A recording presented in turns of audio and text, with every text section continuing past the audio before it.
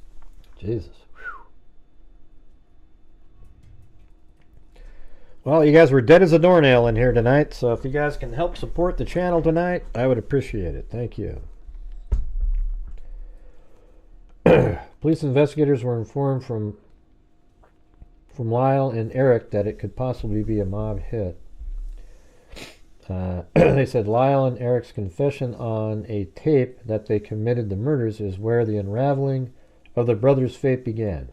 Erik was meeting with a psychologist. I'm not sure why. I think I got an allergy.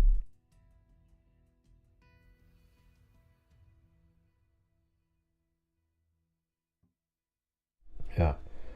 Jesus.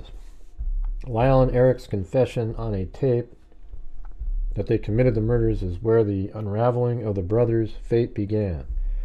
Erik was meeting with his psychologist, L. Jerome Ezel, or Oziel, and started telling him about his involvement in the murders. Hey, thanks, Jim Lawn. What the hell's a gigawatt?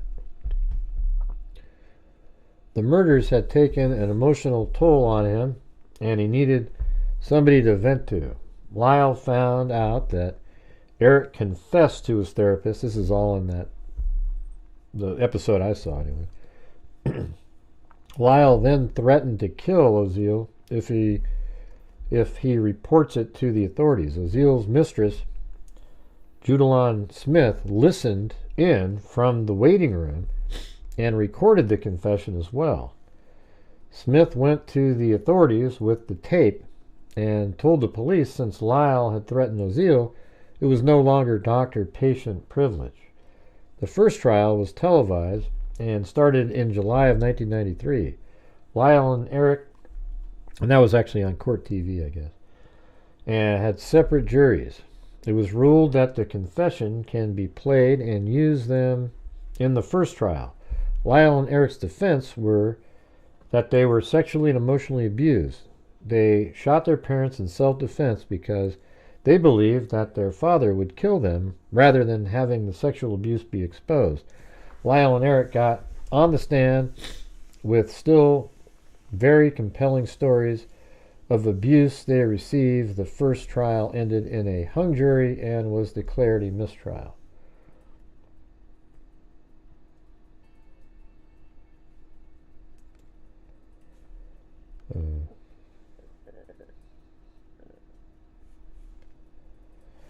Let's see. In the second trial, there was only one jury for both brothers.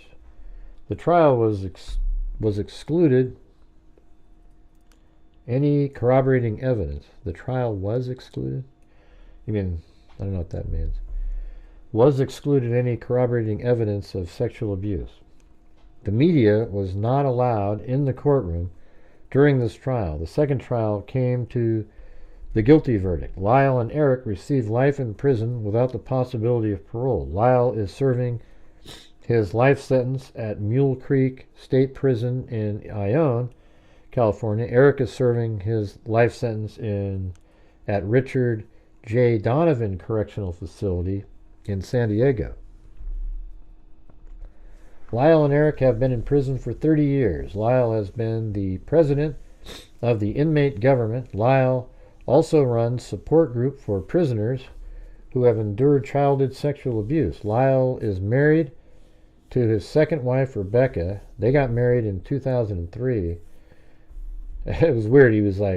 He married somebody else and then he cheated on his virtual wife and then they got a divorce, then he married somebody else. So stupid. Jesus. That's crazy. And they are still married today. Erik spends his time with terminally ill prisoners. Erik married his wife, Tammy, in 1997, and they're still married today. Although the brothers haven't seen each other in 30 years, they remain in contact by sending letters to each other. Lyle and Erik's family members say they are still very close despite not seeing each other. People are still fascinated about this high-profile murder case after 30 years.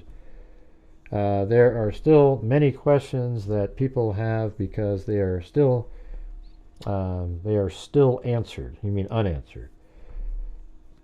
Lyle and Erik claim they did it because of the years of being sexually abused, but there is no concrete evidence. Did Lyle and Erik do it for money? Since they spent a lot of money months after the murder, many people believe that the brothers are abuse defense and don't understand how the brothers got life sentence. We may never, I mean, I don't know how people believe. I guess there's new information that's going to be coming out here pretty soon.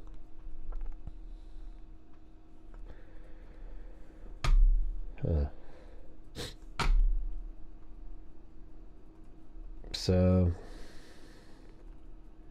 I don't know. I don't really have much more to go over. I got to watch the rest of the series, though.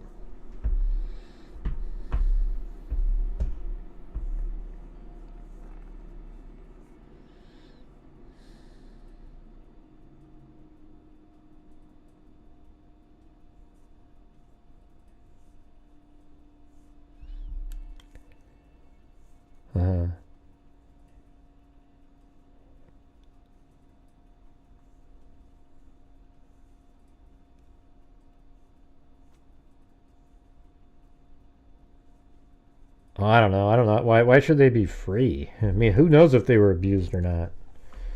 You know? I mean, that's just the story that they're telling people. I mean, I haven't seen anything yet.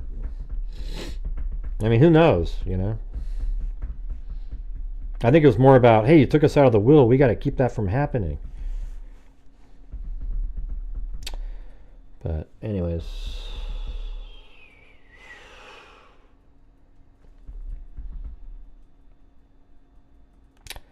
I don't think I have much more to offer you guys.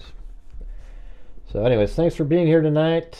Another night dead as a doornail. Thank you to Benno, 10X, new member, Georgina Stoliker for gifting a membership. Then we've got Chris Turbo Sparks, Sunshine Susie, Allie Cake, Michelle H, Richard Watts, Zozo, Sunshine Susie, Zozo gifted a membership. Then Karen, Sunshine Susie, Lizzie Robb, Michelle H, Allie Cake, Karen, and Jim Lon. All right. Anyways, thanks for being here, everybody. We'll see you guys next time, maybe. Have a good one. Oh, and also thanks to, who was that? That was, oh yeah, thanks to Angela and also Miss Angels. Right, thanks. I don't know, who cares?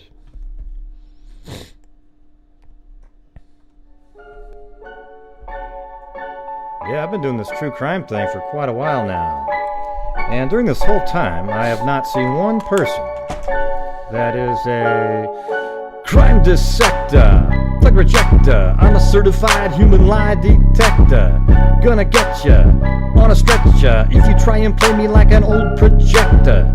Crime sector is my nectar. Professor Gray is gonna give another lecture. Crime collector, freak connector, and I'm always gonna be a pup protector. Fool deflector, interceptor, and I'm meaner than a spectre with a vector on his pector. With all respect, y'all, just remember I've a temple fucking checked ya. I have no agenda, I'm no pretender, and I'll serve it to you straight without the blender. And in the end, I'm gonna send ya on a mission to reveal the true offender. Yeah, so I'll just get right back to work. Alright, everybody, talk to you later.